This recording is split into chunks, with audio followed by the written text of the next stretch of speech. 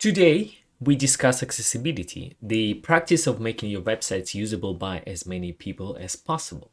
When we hear accessible, we normally think about people with some disabilities, but you could also think wider than this.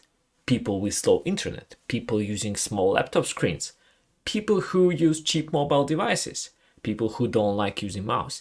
Every one of them might be benefiting from the accessibility improvements that you are making.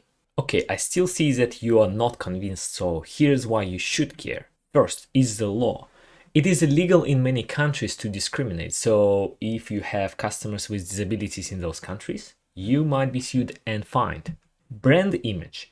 Caring about accessibility will demonstrate good ethics of your company and improve public perception of your brand. SEO, using semantic HTML like form, table, header, and other elements over generic divs or spans, as well as using special attributes, will make it easier for search robots to index your content, therefore improving rankings of your website. 4. It benefits everyone. Working on improving accessibility could improve usability for all customers. For example, optimizations in order to accommodate for slow internet users will improve user experience for everyone, even people on broadband.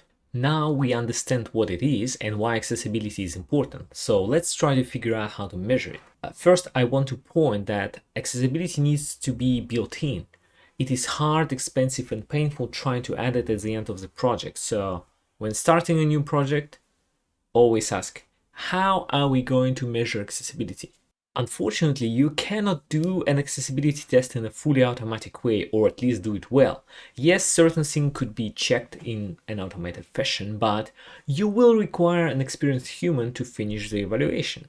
There are estimates that tools can do 30, 40, maybe 50% of all checks, and it's easy to get a false sense of security, and we are done kind of thinking based on the tool evaluation result.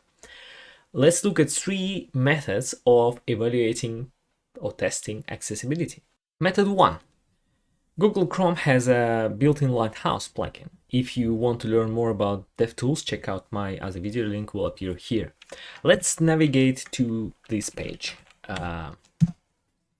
and open the DevTools and go into Lighthouse.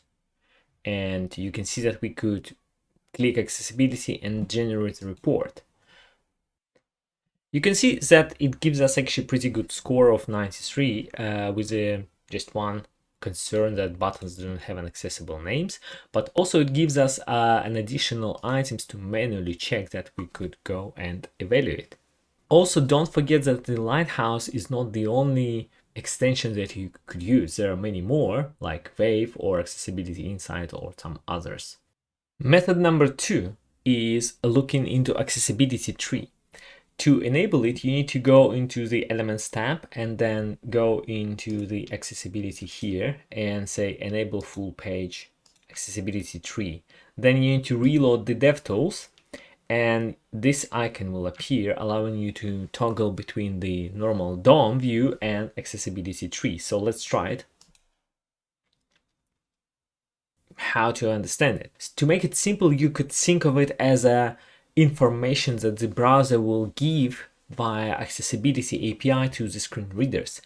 If you are, as a human, getting confused while looking at it, there is a high chance that the screen reader will not read it correctly and confuse the user. So let's look here. For example, we can see that there is a link to the Google, there is a combo box search, button clear, button search by voice.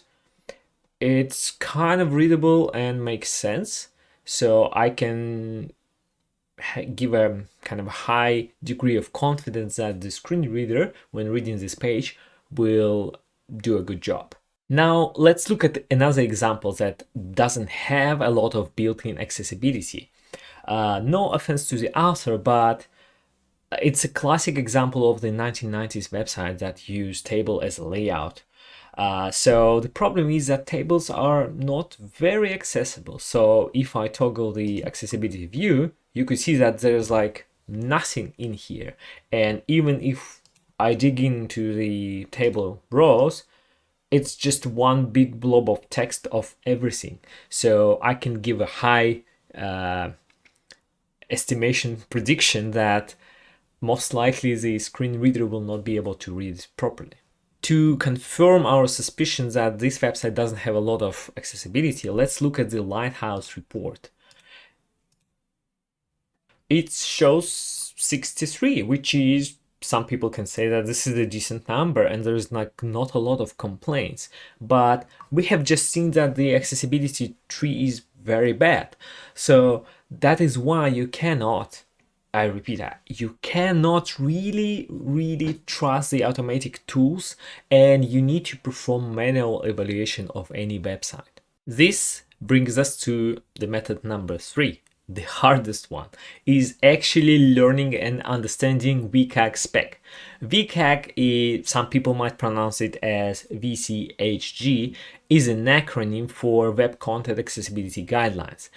This spec might look a little bit overwhelming from the first try, so let me give you a high-level overview and you can better navigate it. There are 5 major groups or principles which are here. So the content must be perceivable, meaning the content should not be invisible from human senses like vision or hearing. Operable, meaning that the content, the interface should be accessible by, let's say, keyboard and a mouse. Understandable, meaning that the content shouldn't be hard to understand and the layout should be easy. Robust, meaning the content should be accessible for different user agents like browsers or assistive technologies and so on. And the conformance, which is just an explanation of how to achieve the conformance with this spec.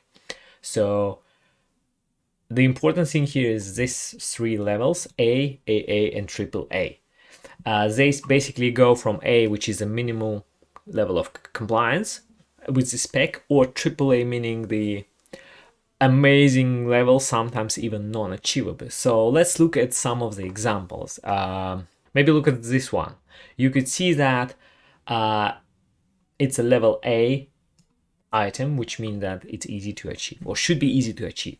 Basically, it means that if you're tabbing through the page and you reach, let's say, an input for maybe username, then when you tab again, your focus should leave this component and move on the next one. But if we look at, for example, this one, it's a AAA one, and it means that all functionality or the content of the website should be accessible via keyboard. This could be very hard to achieve, and sometimes you have to even write like an alternative version of something to allow conformance with this success criterion. Now you know enough to get started doing some accessibility testing. Let me know in the comments if you want more videos about accessibility. Don't forget that like and subscribe buttons, and see you next time.